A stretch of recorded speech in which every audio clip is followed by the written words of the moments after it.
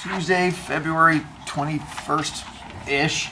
Let's see, I am back from DC. It was fun, exhausting. If you go on social media, you'll see the fact that I did post videos, pictures, and stuff like that. It was a pretty cool trip. Camp stuff, again, if you are going to camp, the sooner you get permission slip in, the better. I'm in the process of making groups, but I do not put you into a group until your permission slip comes in. So bug parents, have them get permission slip to me so that I can be nice to you. And then your speeches from last week are updated on there. I have not done the e-learning yet because I was in another state all weekend. So that would have been a bit of a challenge. And I did not have a computer. That would have made it more of a challenge. And there was a whole bunch of screaming 8th graders, which was even a bigger challenge. Hi, Gus. You were technically wrong. You were not in another state. You were in DC a is the district, of I'm Columbia. aware. But, just so you know, we spent most of our time in Virginia and Maryland. You've been snapped at. So there you go. Because DC is tiny, and then we had to keep going outside of it to the other areas around it. So yes, you're right, Gus. I was in multiple states. And districts. These water bottles, the ones that have little spray tops to them, this is my official warning. I've had kids who make poor choices and think it's hilarious to go squirt, squirt, spray, spray. Next time I see a kid doing squirt, squirt, spray, spray, I then ban them. So this is just my going across to all of my classes, because I don't remember which classes it was. I remember one of my classes. But just in general, if I see it, I go grump grump on you. As of now, you can still use them until you look at someone and go ka-pshoo, and then I just take them away from everybody. So if you see someone, tackle them and rip them from their hands. With your speechy things, whenever I do grady things, I use little code words and letters on them. So if you had questions, I was going to try to help you. Like S means short, M means messy, C meant confusing and stuff like that. So if you had yours and you were confused and you want to know what I was doing on it, I can help you out.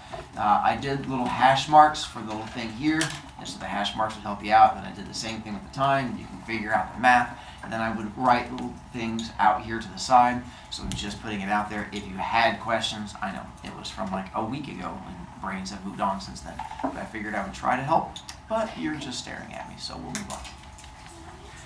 E-learning, thank you. It was good. I've scanned through, vowels are hard, them and found them interesting so far, and I appreciate it, so go you. I have no one in this class that I have to yell at, unlike my other ones, but overall, it was actually way better than like last year when we did e-learning. I had much fewer kids have issues. Ones that I found that made me smile, so I just grabbed a couple of them. One is that the good piece of advice that made me smile was to not worry about it, because essentially no one cares about you, which I thought was kind of good advice, that after you give a speech that no one's going to remember if you mess up, because then they move on and they'll freak out about themselves. Or the one about try to have fun, be creative, pick an interesting story, and then read directions. And then the same thing, the last one, try not to stress. Although, I mean, I tell you guys that, and you ignore me all the time. But maybe coming from another 7th grader, it would mean more to you. But overall, I enjoyed going through and scanning and seeing them and stuff like that. I'm assuming, again, no questions. We're just staring at me. Yay. Let's get to stories about people making choices today. White sheet. This is the side we are going to continue to use today especially. The family tree side we're not going to be using quite as much, but today a lot of our answers are going to come from this and are going to come from the Roman names in parentheses. So make sure that you pay attention to those, and then the little definitions of who they're the god of, to see if we can help you figure these out. And we're going to try to get through a few more of them, maybe all of them, but I doubt it because there's this big story that we're going to get to. But fingers crossed, we'll see. Victoria. So blue sheet, Victor, the god of victory. Oh, my bad. Sorry, that was Nike. That's where we get the word victory from, was from Nike, because her Roman name was Victoria. So we're finishing up this top part here. I believe we got through fatal with you, Yeah. because we killed a kid last week. Fate. I feel the same way. Let's see. On here, things you don't have written down, but since we have quiz coming up, let's see if you remember them. Let's see. Nah, let's go. Oh, Demeter. What was Demeter the god of? Like grains and like, food and Grains, harvest, and growing of things. plants, vegetarians. With Hephaestus, What was his job? To get to heal, Weapons. to get Weapons. gods. Why is it we would name a volcano after him? Because he was like fire and all that stuff and Inside the mountain, yeah. working, He was and also then ugly. Yeah. good acting on Splash the and big hepatitis. With Hermes, does anyone remember the name of the stick? No. It was like his the health stick. hospital stick. I was not planning on you remembering. Stick of I was revival. just curious. It's called the Caduceus staff. Don't you shake your hands. But if you don't know it, that's fine. More importantly, what is it the staff does?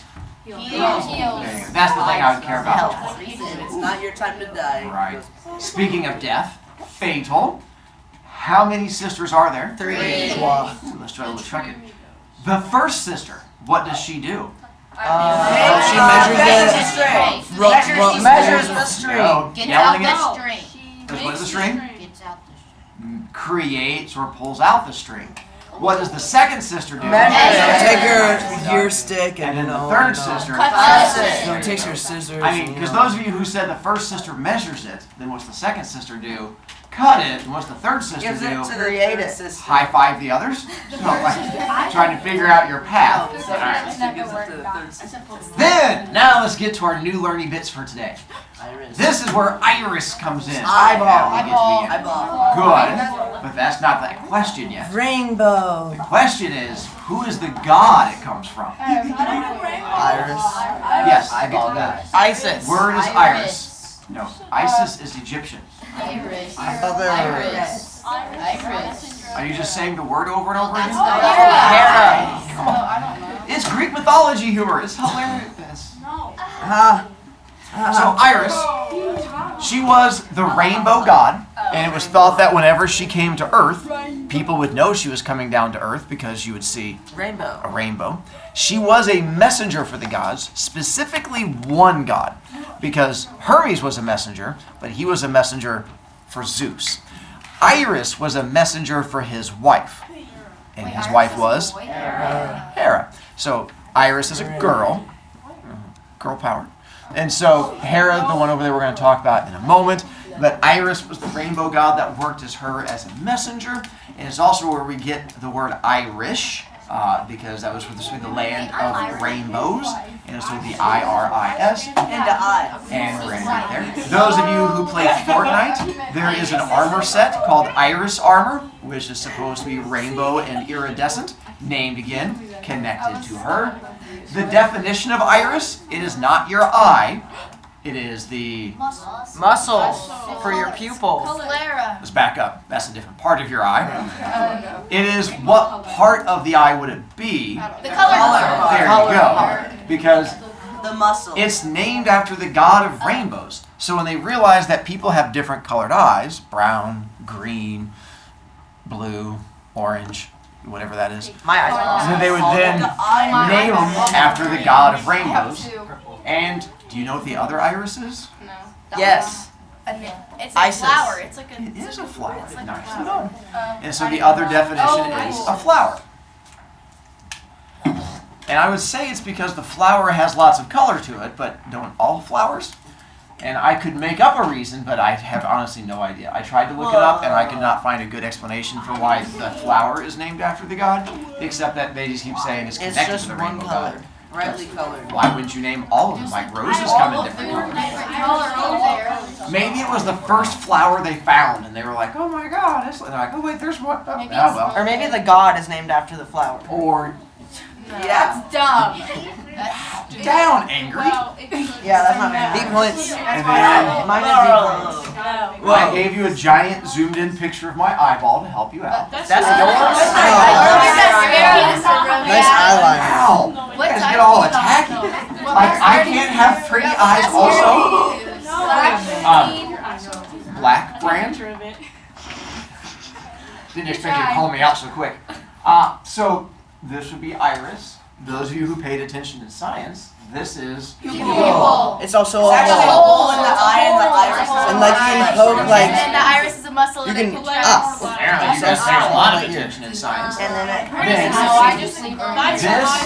This is not, I mean, unofficially it's the white part. It's But there's Clara. the sclera. So that's called sclera. Is there a god named after that too? The two of you who paid attention to that one. Actually, Mr. Blue. That's a Clara's.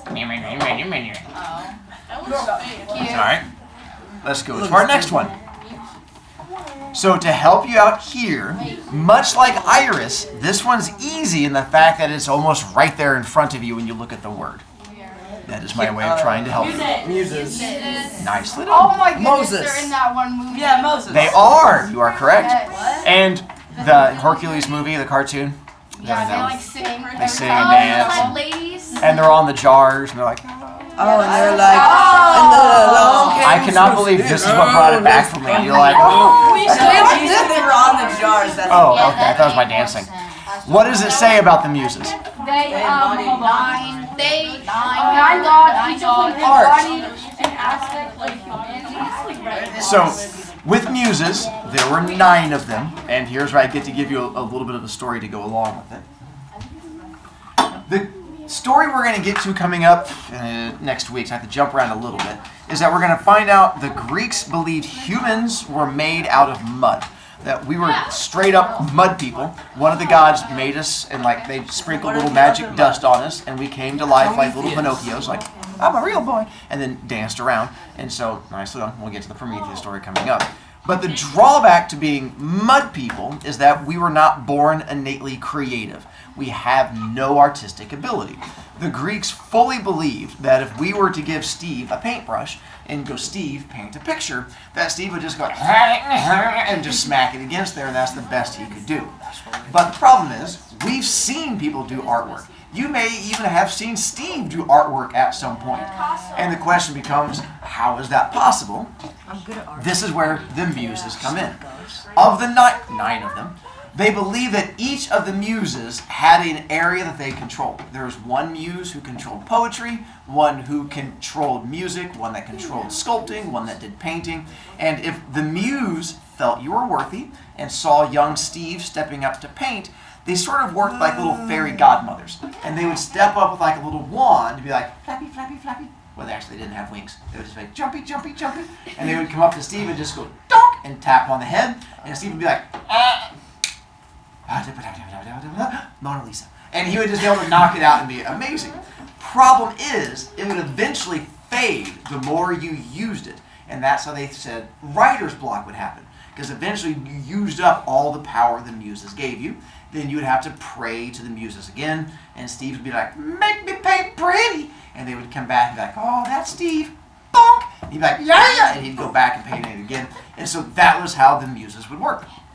Same thing if you were to play sound and I were to give Shaw like a flute and be like, play something pretty, he'd be like, tweet, tweet, tweet, tweet, tweet, tweet, tweet. And that's the best you could do until again a muse would be like, bink, and he'd be like, and go, because music was not sound created by Shaw, music was sound created by the A museum is not a collection of artwork by Steve, it's a collection of artwork by The muses. So that's where it comes in, is they literally thought we were collecting sound from the muses and we were collecting artwork from the muses. It's like trying to give credit to the paintbrush.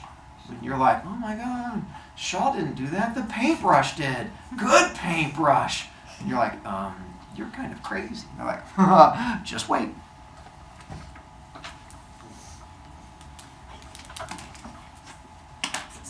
Month. June. And it's the month. Hera.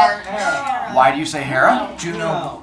So Hera, whose Roman name was Juno. Sorry, they did not wait for you at all. They're a bunch of haters, Dragu. Kids nowadays trying to learn. So Hera, whose Roman name was Juno. So she is the one that's over here. Hang on, in a moment, Dragu, if you find Hera on there, because we have to find out what she's the god of. Okay. You can do that. So Hera is over here in pink, sitting all cool. She's also the one that's going to be over here, right behind Dimitri, who looks like she's giving her husband the stink eye. That's because she's giving her husband the stink eye. And then over here, she is the one staring dead ahead, like she's dead on the inside. And that's because she was kind of dead on the inside. Dragu, what was she the god of? marriage and childbirth. So, I've talked before about the fact that the Greeks really love irony. Hera was also sort of the god of irony. Because one, she is the god of marriage. She never got married. Why is that ironic? She's not married. Oh, she's married. Who's she married to? Yeah. So, she's married to Zeus, who was the king of players and friendship. And so, because of that, she had just about down a... You're so happy. She was the god of marriages, but had the worst marriage ever. And then the side effect of her husband's hobbies, his friendships, what often happened from those friendships? Babies.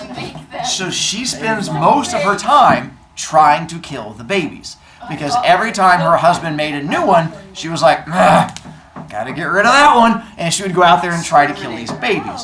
So she was the god of childbirth, spent most of her time trying to kill babies, was the god of marriage, and spent most of her time trying to Get her marriage to work. Right. So, again, also apparently the god of irony. For those of you who know, why doesn't she get divorced? One, they didn't have divorce back then. They had what's called murdering your spouse. But why wouldn't that work? Kind of hard to murder your spouse when you can just stab him and he just has a sword in his chest going, "Hon, seriously." So that doesn't really solve the problem as much. Plus, one of her biggest claims to fame was being Mrs. Zeus. And if you leave him, then you're Mrs. Nobody. And that doesn't have nearly as much fun of a ring to it. So she owed it. Plus, she got to yell at him a lot, which was kind of a hobby that we're going to get into because yelling at Zeus brought her a lot of joy. With June, let's back up before I get to the explanation of it. If you were a girl and you wanted to have a good wedding and didn't believe in irony, you would pray to Hera or Juno. But typically you want to wait until the weather got nice because you don't want to have to, because most of the weddings were outside and you don't want to have to do that when it's cold or rainy and it's like swampy out. So you wait till the weather got really nice. The time of year where the weather gets nice and it's no longer rainy as much and it's not super hot, that period of time between rainy season and your cooking outside season was the perfect time to get married. So more and more women started getting married during that time of year, to the point where they would just call that time of year the time of Juno. Now it is called June. To this day, we have more weddings in June than almost all the other months combined. It is a crazy number of people who still get married in June because of that.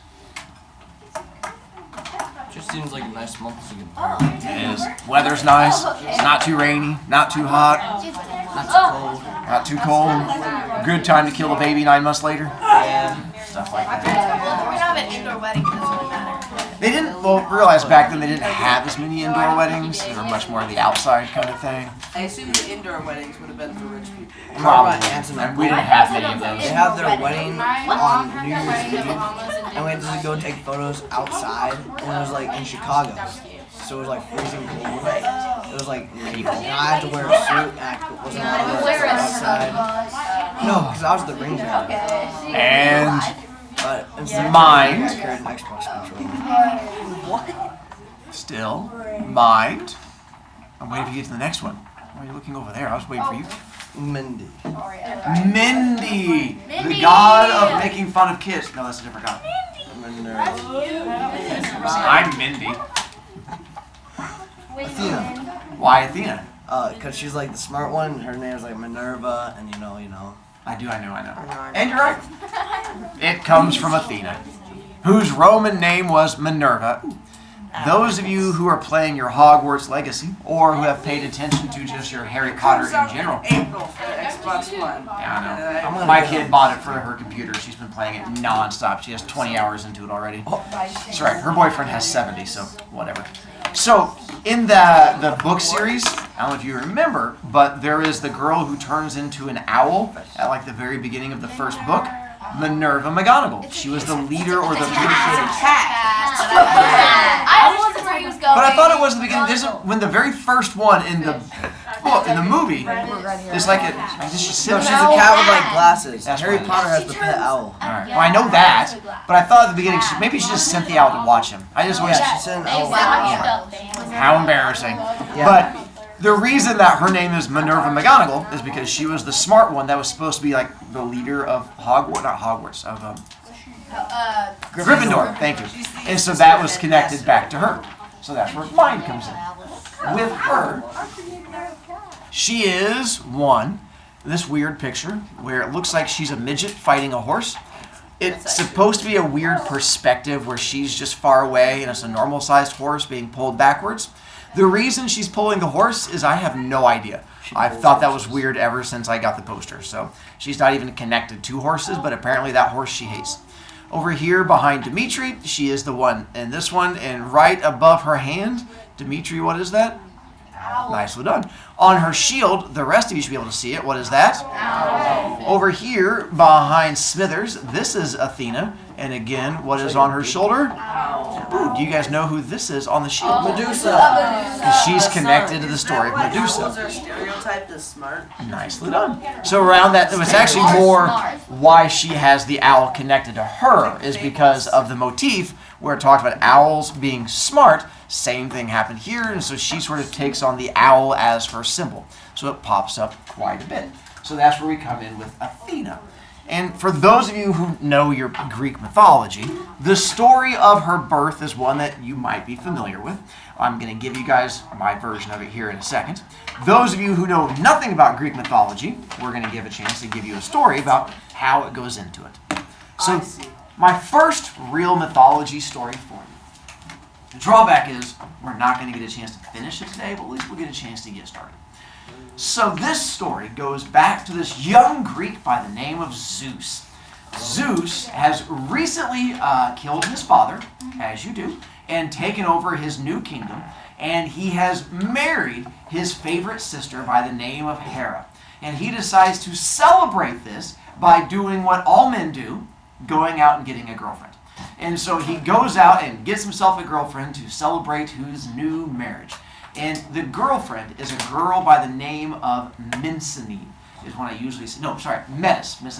M-E-T-I-S. And Metis was one of these gods who was supposed to be really smart, which is ironic because she's an idiot, because she starts dating Zeus. So Metis and Zeus are friendly on the side, and he informs Metis, hey, we can't make a big deal out of this because I have this thing called a wife, and apparently she gets grumpy, so let's just keep this between you and me. And she's like, okay. And things are going well for a while, till one day, Metis comes up to Zeus, and she goes, Zeusy Poo! That was her nickname for him. She goes, Zeusy Poo, I have great news. He goes, what's up? She goes, I'm pregnant. And he goes, oh, I thought you said great news. She goes, what? And he goes, no, that's really good. Because now this is bad. Because now there is evidence of his friendship. And evidence of his friendship is bad. So Zeus decides, because this is one of his very first friendships, that he decides he is going to make this friendship disappear. So he needs to make Metis disappear. Problem is, for those of you who think, yeah, anytime you have a girlfriend you have to make disappear, you would just take a large sword and stab her. I like your problem solving. But that does not work here.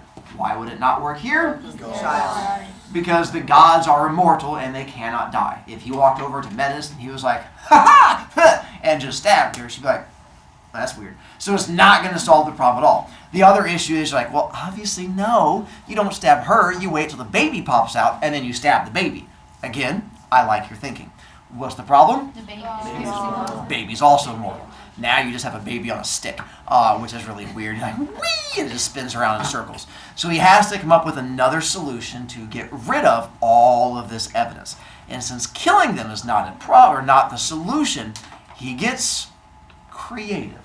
So one day, he goes to Metis and he goes like, hey, hon, I have an idea. She goes, what's up? He goes, why don't we have a picnic? She's like, I love picnics. He goes, I do too.